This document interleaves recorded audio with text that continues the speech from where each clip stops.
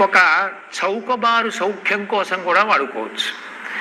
ఏమీ కాలక్షేపం లేకపోతే ఎవరినో పిలవడం, వాళ్ళ గురించి వీళ్ళ గురించి వీళ్ళ గురించి వాళ్ళ గురించి మాట్లాడుకోవడమే తప్ప అసలు ఆ వాక్కు ద్వారా కనపడ్డ ప్రతి వాళ్ళ గురించి తక్కువ చేసి మాట్లాడుతూ తాను సంతోషం పొందడం ఒక ఎత్తు.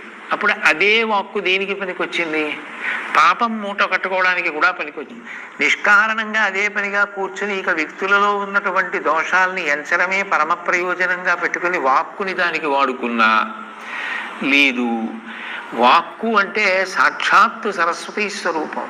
సతీదేవి ఎవరు? మనకు అమ్మ. అమ్మని తీసుకెళ్ళి ఏం చేసినట్టు? అమ్మవారు మనకిచ్చినటువంటి విభూతి యొక్క వైభవం అర్థం కాకపోతే ఏమైపోతుంది అంటే అదే జీవుని యొక్క పతనానికి కూడా కారణమైపోతుంది.